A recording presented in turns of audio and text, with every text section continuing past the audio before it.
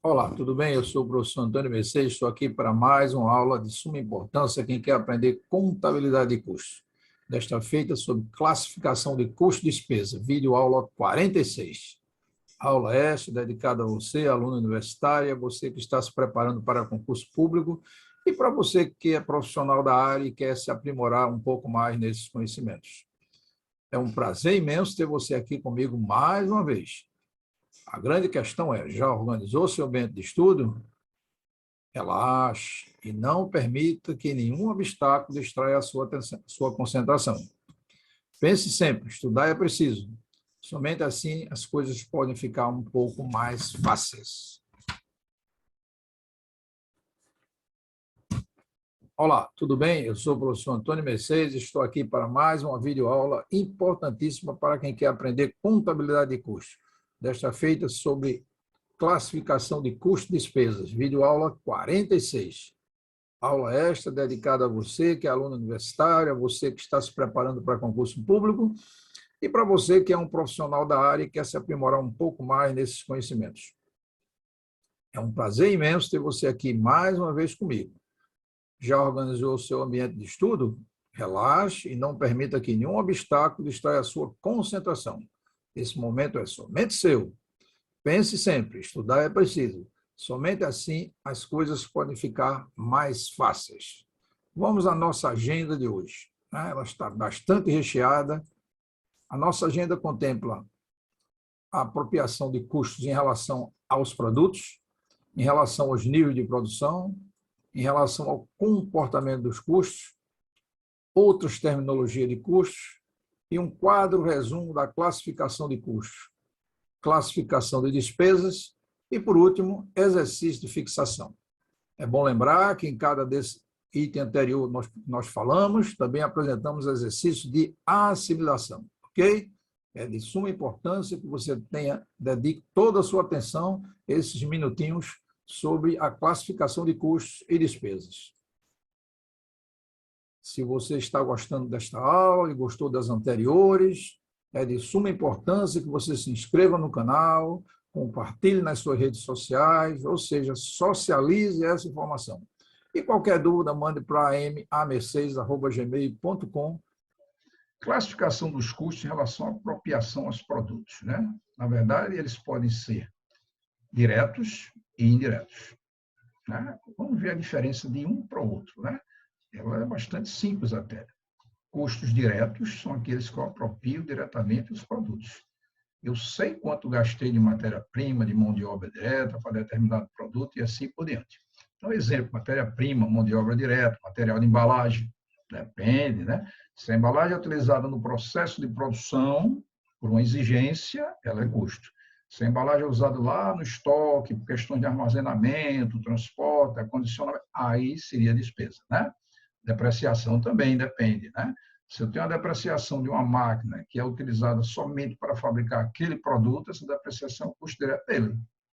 Mas se essa máquina produz N produtos, você vai ver que não é mais custo direto, sim indireto. Energia elétrica também.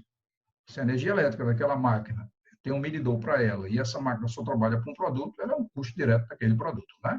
Se trabalha para N produtos, você vai ver que eu tratarei ela como custo indireto. Há uma particularidade aqui, né? Em função, às vezes, da materialidade de algum item, né, que não tem tanta importância, que a gente chama não materialidade daquele item que é tratado, a gente, mesmo sendo direto, mas daria muito trabalho para você, evidentemente, alocar um a um. Então, é muito melhor você tratar ele como custo indireto, né? Os valores são irrisórios. Então, representa aí 0,2% do custo total, então eu posso tratar ele como um conjunto e tratar ele como custo indireto, né, para facilitar o meu processo, né, de custeamento. Se é custo indireto, qual é o conceito? A apropriação depende de cálculos de rateios, de estimativas, base de critério de rateio, então eu não tenho como alocar diretamente, né? É alguma coisa, como eu falei, na depreciação, a máquina que trabalha para N produtos, é uma depreciação custo indireto. Eu vou ratear em função de alguma coisa, né? Por horas de máquina, horas de mão de obra, vou estabelecer qual é o critério, né? E aí você tem salário de gerência de produção, depreciação de equipamentos que são utilizados na fabricação de mais um produto, aluguel da fábrica, outras coisas mais. É bom lembrar que rateio mas o base de rateio é uma coisa questionável, né? Uma coisa arbitrária. Eu sempre digo para os meus alunos um exemplo bem simples, né? Vamos supor que eu tenha uma quantidade X de bombons para distribuir numa classe com a meninada. Eu posso distribuir igualmente, mas se não quiser distribuir igualmente, eu posso adotar um critério, né? Quem tem mais peso recebe mais, quem é mais alto recebe mais, então faria uma proporção, né? E com isso eu usei uma base de rateio. E essa base de rateio vai ser questionada. Aí o aluno chega, não, professor, mas quem tem maiores médias devia receber mais. Aí começa a discussão, né? Nunca você vai chegar a um consenso. Sempre vai ter uma pessoa que vai questionar o rateio que você está usando, né? O que na prática a gente sempre utiliza, vocês vão ver lá adiante, numa videoaula sobre custo indireto, que é a gente trabalhar de tal maneira que eu não mude constantemente essa base de rateio. Eu, pelo menos, use um exercício, porque senão eu estou ferindo a consistência dos dados, né? Mudanças constantes, não posso, né? Então, isso é uma sugestão, é uma recomendação, no caso, que é importante para todas as empresas. Base AT pode ser horas de máquina, hora de mão de obra direta, o valor da mão de obra direta e assim por diante. Em relação ao nível de produção, a gente viu em relação ao produto, apropriação ao produto. Agora, é o nível de produção. Como é que a gente tem? Ele pode ser fixo ou variável. O que vem a ser um custo fixo? É aquele que são sempre os mesmos, qualquer que seja o volume de produção. Ele não independe do volume de produção. Na verdade, ele só depende de uma coisa, o intervalo relevante. É um contrato que você tem lá do aluguel, por exemplo, do prédio da sua fábrica, ele é fixo, por um período aí de 12 meses, 24 meses, a partir daí ele muda. Então, como se diz fixo, não quer dizer que ele seja eternamente fixo. Ele é fixo, mas pode variar, né, que a gente diz até que varia por degrau, né, ele pode variar em função de saída desse intervalo, em função até por no caso do contrato, por um aditivo, né? Então, imposto predial, prêmio de seguro de instalação da fábrica, depreciação de equipamentos de produção, né? Método linear, tudo isso são custos fixos, ele não muda, né? Essa depreciação é interessante, ela só vai mudar um pouquinho na hora que eu entro um novo equipamento, ou tirei um equipamento, ou um equipamento ficou totalmente depreciado, você tem umas variações pequenas, mas dentro daquele intervalo ali ela é constante, né? Intervalo relevante, para a gente fixar o conceito que eu disse agora, permanece constante somente dentro do intervalo relevante. A passagem de um custo fixo de determinado valor para outro em função da nova situação. Por exemplo, a capacidade instalada da minha empresa mudou os custos fixos. Tá? Eu comprei uma nova máquina, vou substituir uma máquina, mudei meus custos fixos. Porque aí eu tenho outras características envolvidas, os fatores de produção irão mudar. Né? Então, a importância vital que o intervalo relevante ele traduz aquele, né, tempo, vamos dizer assim, né, que esses custos são considerados fixos. Né? Em relação ao nível de produção, ainda temos nos custos variáveis, né? Fixo, agora variáveis. Varia de acordo com o volume de produção. Então, quanto mais eu produzo, mais eu gasto. Matéria-prima, quanto mais eu produzo, mais eu gasto matéria-prima, né? Então, matéria-prima consumida, materiais indiretos consumidos, horas extras de produção, né? Quanto mais eu produzo, preciso de mais hora extra, mais ele varia. Então, são custos variáveis de um modo geral, né? Há um refinamento em cima de custos fixos e custos variáveis, que seria os custos semifixos e semivariáveis. Alguns custos têm algumas características que ele fica no intermédio, né? No intermediário entre um e outro. E aí nós vamos ver os custos semivariáveis, observe, variam de acordo com o volume de produção, mas tem uma parcela fixa, mesmo que nada seja produzido. Energia elétrica, contratado aí a uma empresa concessionária dessa, né? Ela tem uma demanda, uma parte fixa, né, que é exatamente a contratar, e tem uma demanda que é exatamente aquilo que eu estou usando no eixo. Né? Então, energia elétrica, o aluguel de um copiador, ele me dá lá uma parcela fixa e eu vou pagar por número de cópias. No mês que eu tirar mais cópias, eu vou ter mais. Então, se essa copiadora está destinada, evidentemente, a minha área de produção, seria custo semivariável. Se ela tiver lá com relação à área de administrativa e tudo mais, ele seria lá considerado uma despesa, né? Seria considerado despesa, né? E aí, energia elétrica, uma caldeira também, eu tenho a demanda mínima e eu tenho a demanda máxima que ela pode suportar, né? Então, você veja que tem um refinamento em relação a custos semivariáveis.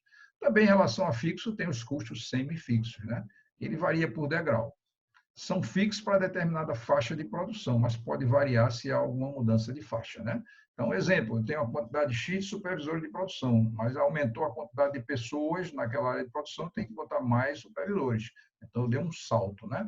Na verdade, quando a gente diz custo por degrau, ele tem um comportamento, né, gráfico, se fosse assim, ele é constante, né? Tá lá aqui, ó, tá, até um determinado momento, aí em determinado momento ele vai, altera e vai trabalhar um novo valor, né?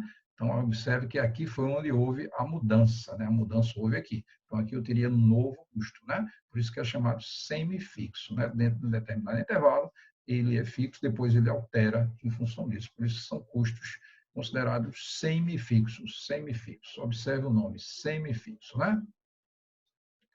De um modo geral, os livros tratam isso às vezes como custos mistos ou híbridos, né? São aqueles que têm uma parte fixa e outra que é variável, né? Essa é uma maneira de você tratar, a maioria dos livros tratam assim. Agora vamos ver a classificação dos custos em relação ao comportamento deles, né? Nós vimos lá em relação à apropriação, depois em relação ao nível de produção e agora ao comportamento dos custos, né? Como é que isso é? Custo variável em função da quantidade. Quanto mais eu produzo, mais eu vou ter gasto, né? Mas o custo variável unitário é constante, né?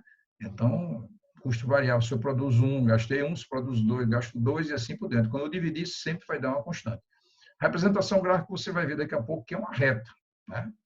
E paralela ao eixo do X. Custo fixo é uma constante, qualquer que seja a quantidade produzida, né? Então, observe, se o custo fixo é constante, quanto mais eu produzo, mais eu diluo ele por unidade. Então, o custo fixo dividido por quantidade, ele sempre vai ser decrescente. Cada vez que eu produzo mais, eu tenho um custo fixo unitário menor por unidade. Tenho um custo fixo de 1.000, produzir uma unidade no mês. Toda aquela unidade vai ser carregada com esse custo fixo de 1.000. Se eu produzir 1.000, cada unidade só vai levar 1 de custo fixo. Você veja que ele tem influência muito grande, né? Na hora que você vai calcular os custos de um produto, os custos fixos, se for por absorção, né? Custeio por absorção, que a gente trata lá no módulo 6, né? Na videoaula 6, você vai ver que ele tem influência vital em cima, evidentemente, de cada unidade produzida, né? E ele é decrescente, né? E aí, esse comportamento ele pode se traduzir em gráfico. Como é? Vamos ver um gráfico aqui simples, a esse eixo aqui eu botei quantidade, nesse eixo eu posso representar os custos fixos, custos variáveis, custo total e assim por diante. E aqui, ó, os custos fixos é constante, né? O custo fixo é sempre constante. Aquele exemplo que eu dei, 1.000, né? Então, está azul, azul. Veja, bem simples. Custo variável, se não tivesse custo fixo, ele partiria daqui, né? E a inclinação dessa reta é que vai me dar a variância, né? No caso específico, ou a sensibilidade do custo em relação à quantidade, né? Se esse ângulo aqui, θ, ele for abaixo de 45 graus, você vai ter uma variação aqui, vai ter uma variação menor aqui. Se ele for acima de 45 graus, esse ângulo, a inclinação dessa reta, uma pequena variação aqui vai dar uma maior variação nos custos variáveis, né? Mas, na prática, esse custo variável ele não fica aqui. Por quê? Porque ele já tem que começar aqui, porque já existe um custo fixo pré-determinado. Então, ele vem para cá. Então, meu custo total vai ser esse pedacinho aqui de custo fixo, mais esse pedacinho aqui de custo variável. Em qualquer ponto dessa reta aqui, do custo total, vai me traduzir uma parcela de custo variável e uma parcela de custo fixo, né? Importância vital, né? O entendimento. Então, esse gráfico aqui do custo total, quando eu trouxe ele para cá, eu pegar esse ponto, ele tem uma parcela que representa o custo variável e tem uma parcela que representa o custo fixo, né? O custo fixo, né? Então, tem duas equações, aqui uma terceira equação que é levando em consideração a equação de custo fixo e a equação de custo variável. Já se eu tratar isso unitariamente, eu vou ter outro gráfico, né? Então, meu custo fixo unitário, o azul aqui, quando a gente começou, ele é decrescente, né? Então, lá a equação seria essa, né? Essa curva aqui, decrescente, né? Quanto mais eu produzo, mais eu diluo, né? Se eu produzir pouco, cada unidade vai receber uma parcela maior de custo fixo, né? Se eu produzir muito, cada unidade vai receber uma parcela menor de custo fixo. Já o custo variável unitário é uma reta. É uma reta, né? Então, uma verdadeira reta, né? Porque eu produzi 1, gastei 1, produzi 2, gastei 2 e assim por diante. É sempre uma reta. Essas duas curvas aqui, delas eu posso trazer o custo médio. O custo médio vai ser também uma curva, que representa por essa, que é um pouquinho acima do custo fixo unitário, que é exatamente levando em consideração a média de custo, uma parte variável e uma parte fixa, né? Ou seja, custo fixo unitário e custo variável unitário. Uma parte aqui que é uma reta que é fixo, né? Ele não varia, é uma constante, e aqui uma que varia em função da quantidade. Então, essa aqui é a representação gráfica do custo médio, né? Então, você tem aqui a representação do custo fixo, variável e total, e aqui você tem o custo fixo unitário, custo variável unitário e custo médio também unitário, né? Agora, vamos ver um pouquinho de outras terminologias de custo. É importante que a gente conheça isso para facilitar, né, o entendimento das demais videoaulas, né? Então, vamos lá. Outras terminologias de custo. Custo de produção acabada, ou concluída, como eu gosto de chamar, ou produtos prontos para venda. São os custos acumulados da produção acabada ou concluída num período, né? Que mesmo que tenha sido iniciado em períodos anteriores. Quando eu inicio um mês, numa fábrica, por exemplo, tem coisas que foi iniciado no mês anterior e não foi concluído. Então, eu vou concluir nesse mês. Eu tenho coisas que iniciei nesse mês e vou concluir nesse mês. Tem coisas que iniciei nesse mês e vou passar para o mês seguinte, né?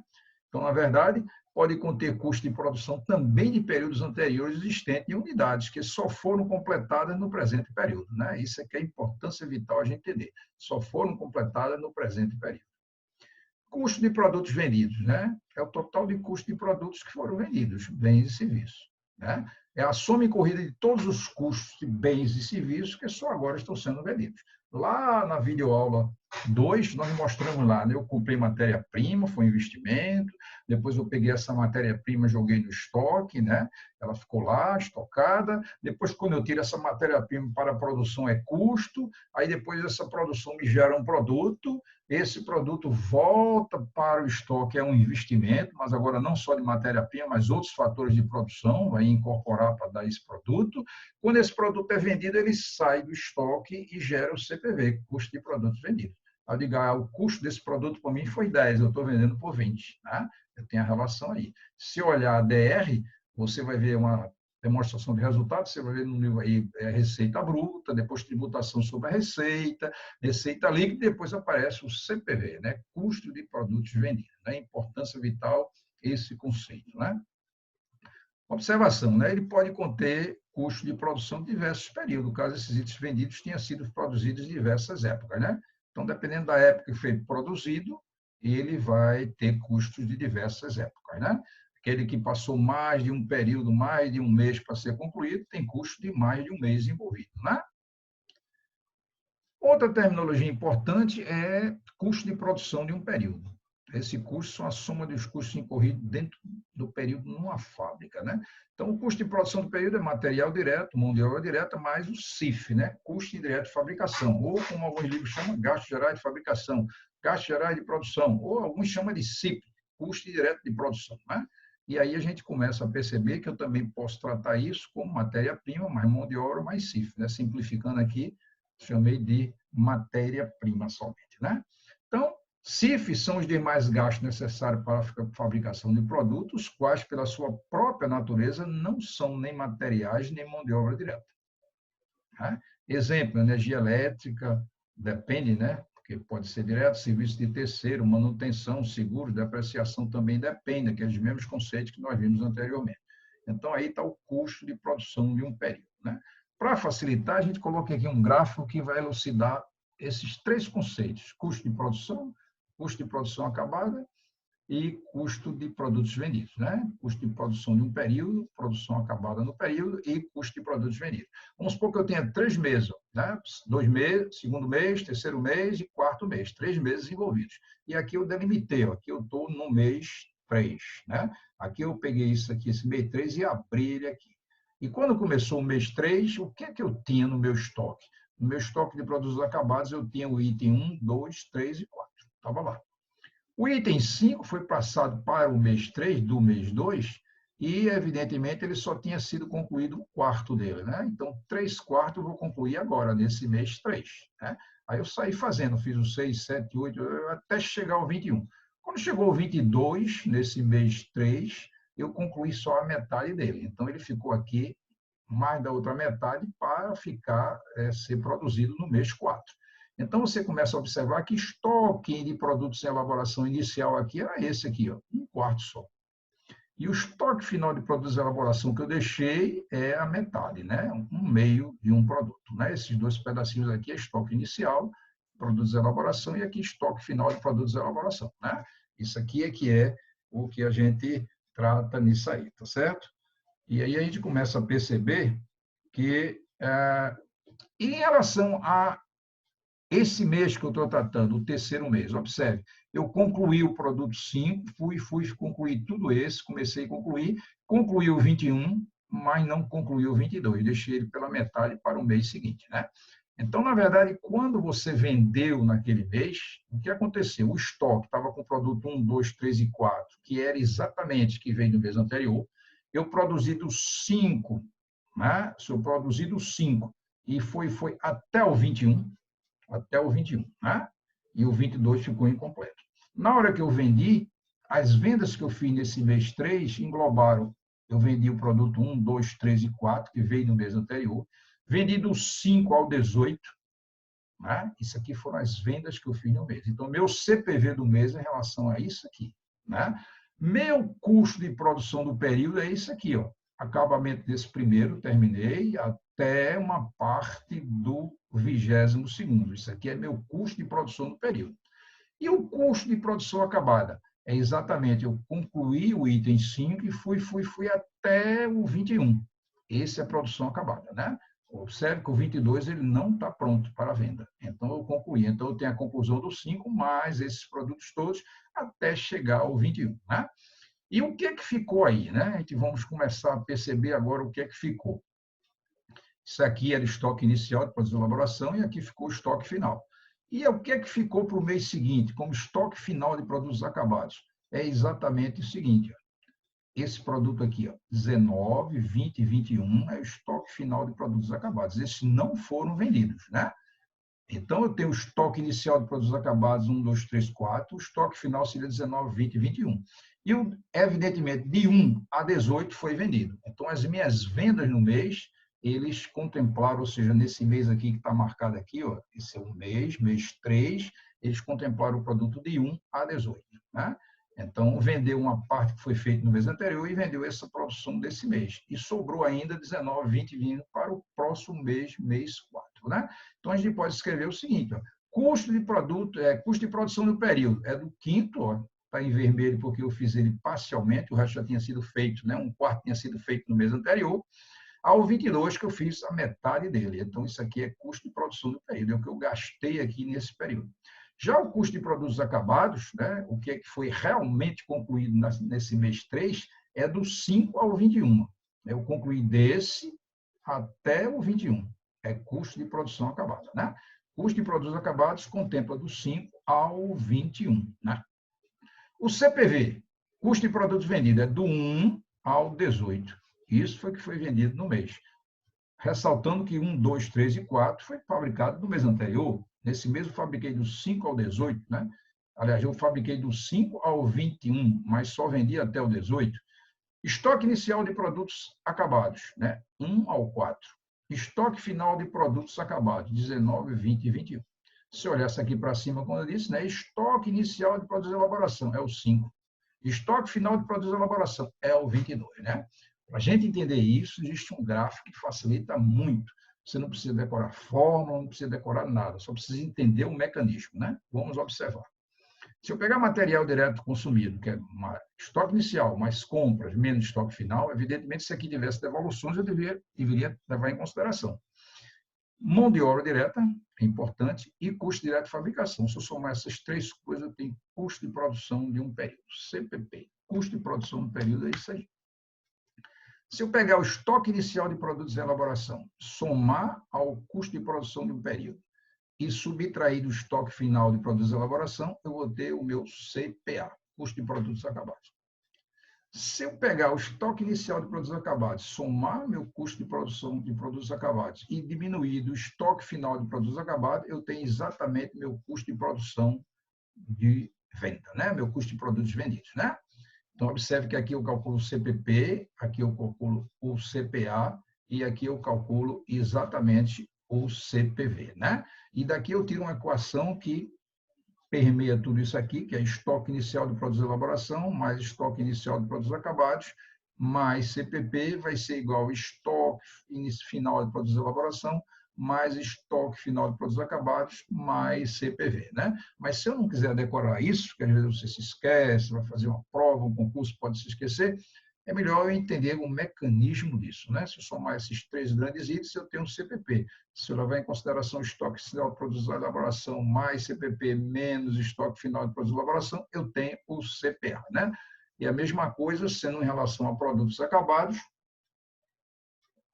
eu terei meu CPV, né? Então, tudo aquilo que foi explicitado naquele gráfico anterior, aqui está traduzido em expressões, né?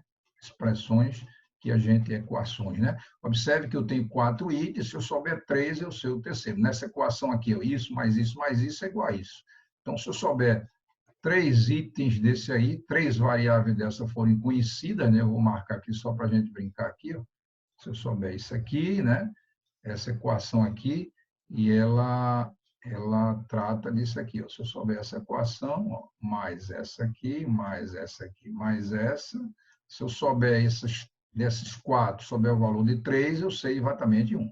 Se um problema ainda é isso, isso e isso, eu sei quanto é o custo direto de fabricação. E assim por diante. Aqui também, né? Se eu observar, eu tenho aqui, ó, 4 itens. Essa é outra equação que a gente tira daqui, tá vendo? Eu estou vendo, são 4 variáveis. Se eu souber 3, eu sei a terceira, né? Eu sei a quarta, no caso, né? Aqui também, outra equação, né? Se eu souber 3 dessas variáveis, eu com certeza calcularei a quarta, né? É importância vital a gente trabalhar isso aí, certo? Vamos agora, continuando, outras terminologias, custo de transformação ou conversão. O que é que vem a ser custo de transformação ou conversão?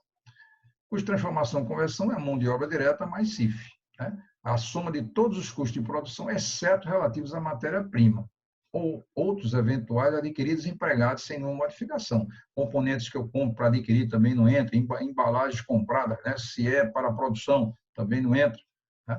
Então, esse é chamado custo de transformação ou conversão, né? É o valor do esforço da própria empresa, né, no processo de elaboração de determinado item, né, ou seja, mão de obra direta, indireta, energia, materiais de consumo industrial e assim por diante. Isso é o custo de transformação, que às vezes também chama de custo de conversão, né? Outra terminologia interessante seria custo primário ou básico, né? Na verdade, custo primário ou básico é material direto ou matéria-prima, como queira simplificando, né? Aqui é mais abrangente, mais mão de obra direta. Então, uma atenção especial: custo direto não é igual a custo primário.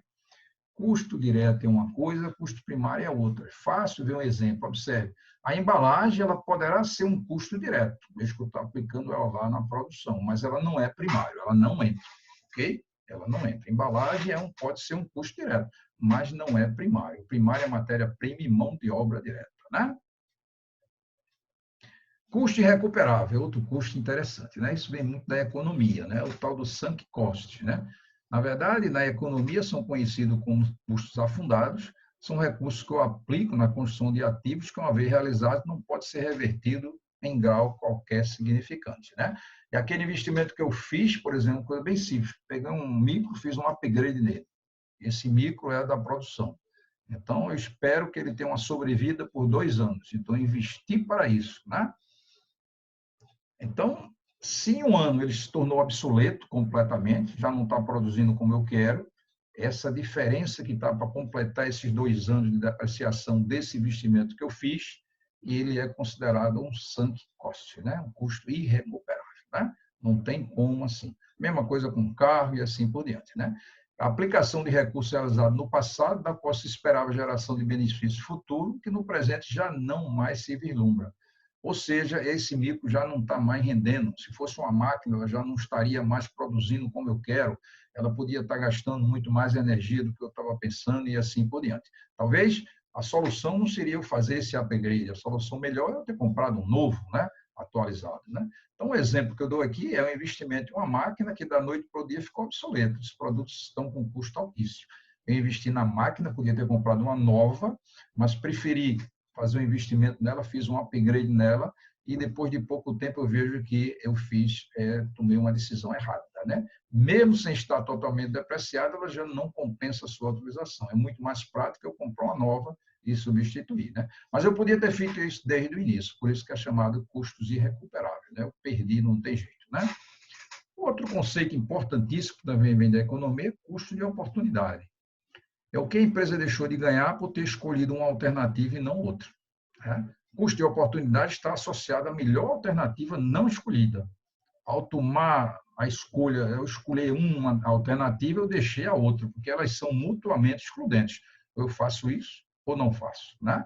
É aquela história, eu tenho dinheiro investido na bolsa e eu decidi tirar uma parte dele para comprar um iate para minha empresa, né? Para passear com os clientes. Nesse momento, tem um custo de oportunidade envolvido, né?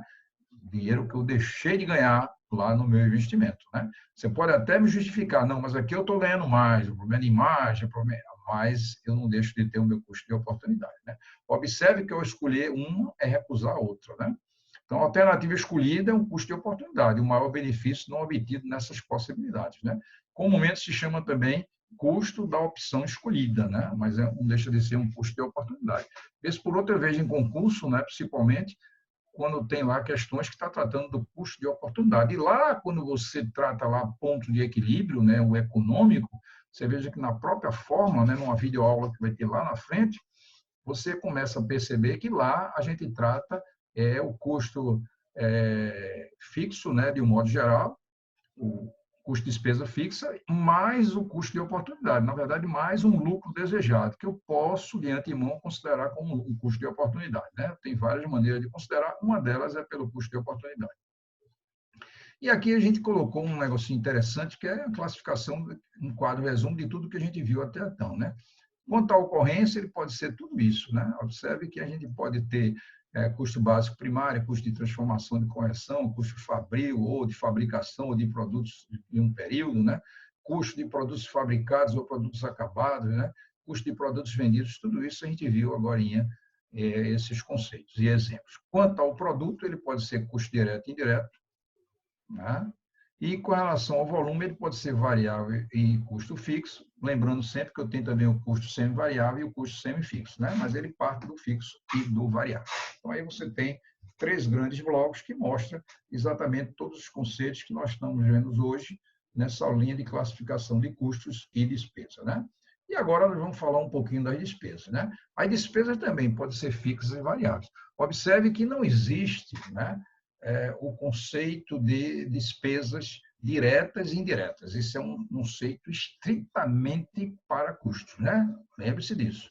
Então, definidas em função do volume de vendas e não em função do volume de produção. Isso aqui é o conceito de despesa fixa e variável, né? Exemplo, a comissão de vendas é uma despesa variável.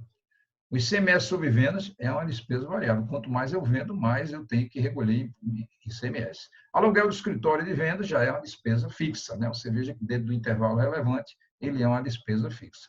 E o salário dos vendedores, a parte fixa, é uma despesa fixa, né? Ela é bem fixa. Então, o vendedor, geralmente, ele tem um teto, geralmente é estabelecido, e a partir daí tudo é em função da comissão. Quanto mais ele vende, mais ele ganha, né? Então, você veja aqui, tem 4 exemplos bastante simples sobre o que é despesas fixas ou despesas variáveis, né? Atenção, né? Eu gosto muito desses alertas, né? O custo integra o valor do produto fabricado, vai para o estoque e aumenta o ativo circulante. Não se esqueça que isso é conceitual. E, às vezes, a maioria das questões eu preciso saber conceitos para resolver bem, né? E aqui a despesa reduz o lucro, vai para o resultado e reduz o PL, né? Despesa reduz o lucro, vai para o resultado e reduz o PL.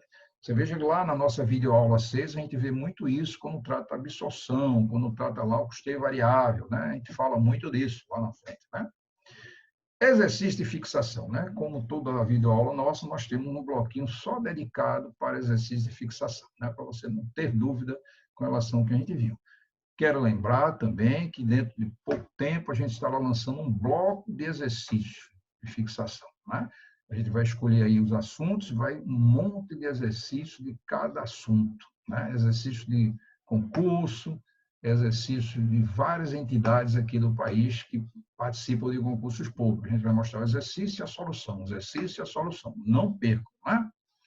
E aí, exercício de fixação. A empresa Santíssima S.A. atua na área de imóveis e, num determinado mês, teve os seguintes gastos: mão de obra direta, custo direto de produção, compra de matéria-prima, estoque inicial de matéria-prima, estoque inicial de produtos de elaboração, estoque final de produtos acabados e os demais estoques inexistentes. Né? Aí, observe que eu não tenho estoque inicial de produtos acabados, não tem.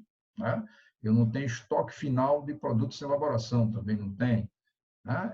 E aí ele pede o quê? Diante desses dados, calcular o custo de produção de um período, quer dizer, o CPP, que a gente viu minutos atrás, o custo de produção acabada e o custo de produtos vendidos. Né? Interessante essa questão, porque ela trata de 3 itens que nós acabamos de ver todo o conceitual dele. Né? Solução. Matéria-prima. Né? Eu preciso, porque veja, quando eu estou tratando de CPV, eu preciso saber matéria-prima consumida, preciso conhecer a mão de obra direta e o CIF, custo direto de fabricação. Observe que a mão de obra direta foi dada e o CIF também foi dado na questão. Né? Se você voltar aqui, você vai observar que o CIF foi dado, o custo direto de produção, e a mão de obra direta também foi dada, mas falou de matéria-prima e estoque inicial, mas eu não sei quanto foi o consumo, eu preciso saber. Apenas eu sei que o estoque final de matéria-prima é 0. Aí eu tenho que calcular, né? Então, estoque matéria-prima consumida, se estoque inicial de matéria-prima, mais as compras, menos estoque final. Estoque inicial ele deu 100, ele falou de 500 mil de compra e 0 de estoque final de matéria-prima. Então, o que foi, evidentemente, consumido, né, de matéria-prima está aqui, né? Está exatamente aqui. Eu vou grifar aqui para ficar fácil. Aqui, ó. 600 mil foi embora de matéria-prima, né? E aí eu posso calcular meu CPP, ó. Mão de obra direta, matéria-prima consumida e CIF. Mão de obra ele deu 700 mil, matéria-prima eu calculei, CIF eu tenho lá 600, né? Matéria-prima eu calculei que é 600, está aqui, deixa eu puxar aqui para facilitar o entendimento, 600 eu calculei aqui de matéria-prima, e lá também foi dado o CIF, que é de 500 mil. Se eu somar 700, 600 e 500, dá 1.800.000, né? E agora o meu CPA. Então, meu CPP já foi calculado, né? Meu CPA é o quê? Pelo aquele gráfico que nós mostramos, é estoque inicial de produtos de elaboração mais CPP menos estoque final de produtos de elaboração. Estoque inicial de produtos de elaboração ele deu 120. O CPP nós calculamos aqui, ó, está bem pertinho de nós, o CPP está aqui, ó, tá vendo? E o estoque final de produtos de elaboração ele disse que inexistia, então é 0. Então, na verdade, 120 mais 1.800.000, 120 mil, 1.800, dá 1.920. Então, 1.920 é o meu CPA. Nesse momento, a gente tem calculado aqui 2 itens solicitados. Né? O CPP está calculado, a gente calculou aqui, né? E aqui nós calculamos o CPA que foi solicitado. Agora só falta calcular o CPV. A sequência mesmo, eu vou precisar de estoque inicial de produtos de elaboração, vou precisar do CPA e vou precisar do estoque final de produtos acabados, né? Então, estoque inicial de produtos acabados, mais CPA, menos estoque final de produtos acabados, vai me dar o meu CPV.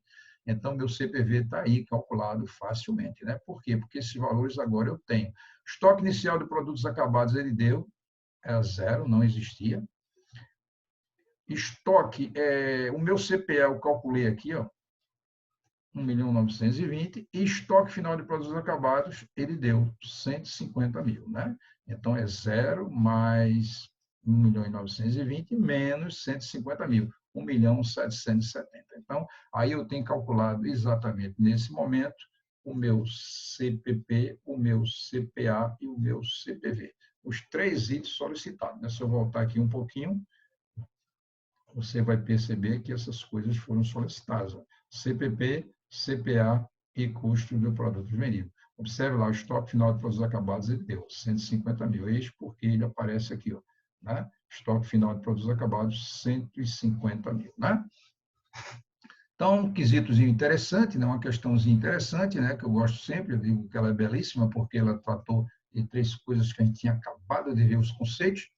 E agora nós vamos para o exercício 2. Né? O exercício 2 é o seguinte, ó, os valores a seguir foram extraídos do registro contábil de uma empresa industrial, matéria-prima consumida, mão de obra direta, mão de obra indireta, energia elétrica, seguro da fábrica, depreciação das máquinas, frete pago para o transporte de produtos vendidos, e com isso ele quer que a gente calcule o custo de transformação. Também foi outro conceito interessante que nós vimos minutos atrás, né? Então ele quer saber o custo de transformação, né? A gente viu aqui minutos atrás que o custo de transformação envolve tudo menos o que é matéria-prima, né?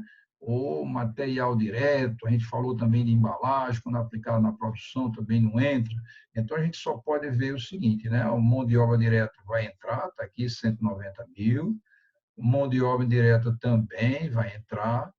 Energia elétrica da fábrica também vai entrar. O seguro da fábrica também entra.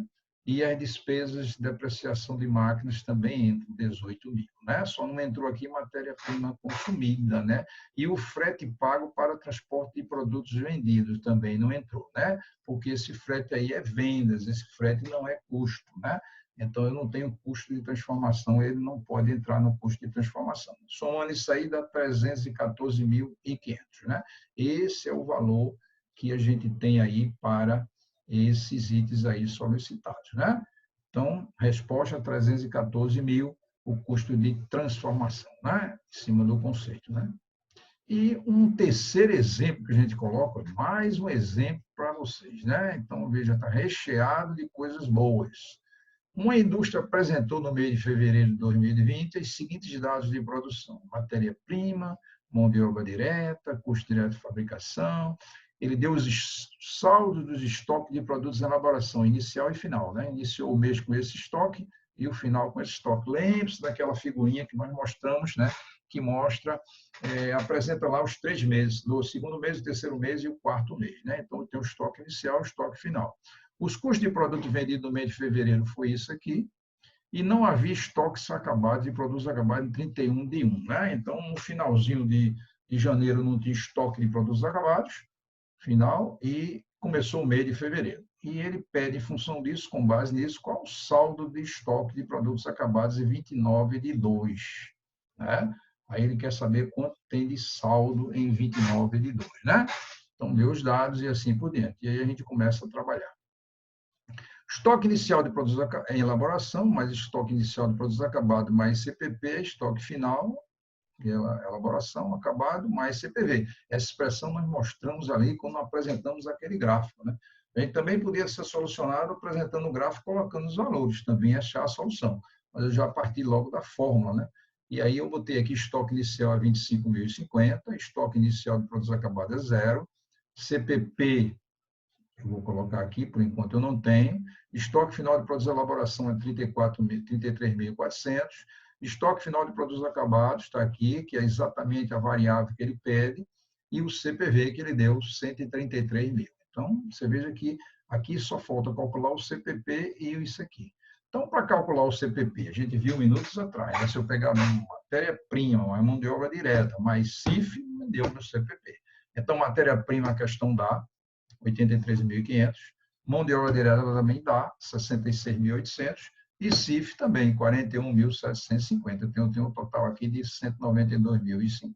Volto para a fórmula e coloco 25.050, isso aqui não entra mais que é 0.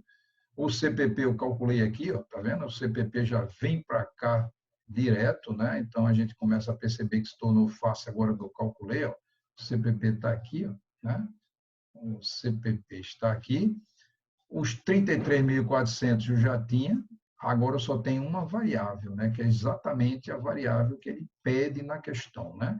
Então, observe que, neste momento, eu só estou agora com uma variável que é estoque final de produtos acabados, que é exatamente o que ele pede na questão. Né? E aí, se eu resolver essa expressão, somei esses dois, eu vou achar que o estoque final de produtos acabados é 50.100, que é letra A. Né? Se eu voltar aqui, 50.100, letra A. Né? Então, você veja uma questão muito bonita, que envolve tanto CPP como CPA e também envolve estoque final de produtos acabados. Né? Estoque final de produtos acabados. Né? Só faltou mesmo, até o CPV também envolveu, está aqui. Ó. O próprio CPV está aqui. Né? Então, envolveu tudo isso aqui. Naquele gráfico que a gente mostrou, envolveu quase todas as variáveis, né, que estão envolvidas aí, né? Então, A gente começou aqui, letra A, né? Mais uma questão que a gente resolve e que deixa vocês aí, né, afinado com relação a essas coisas, né? E com isso, nós terminamos mais uma videoaula, dessa feita sobre classificação de custo e despesa, de suma importância. Lembro também que é importância vital que você tenha assistido a aula anterior, a que fala lá sobre terminologia contábil. Não se esqueça de assistir, ok? Ela é primordial para você entender mais facilmente custos. Se você assistiu essa aula, gostou desta aula, das aulas anteriores, inscreva-se no canal, compartilhe nas suas redes sociais. Agradeço desde já a sua atenção e compartilhamento. E qualquer dúvida, mande para amam6@gmail.com e teremos imenso prazer em atendê-lo. Eu gostaria de dizer que foi um prazer imenso ter você aqui mais uma vez nesse canal. Espero ter tirado todas as suas dúvidas. Caso ainda tenha alguma dúvida, não se esqueça, ou mande para o e-mail ou comente lá no próprio YouTube, ok? É de importância vital. Lembre-se, nós estamos aqui para servir e fico muito feliz com o seu progresso. E lembre-se, você é capaz. Espero contar você numa próxima aula e desejo a você que Deus lhe abençoe sempre.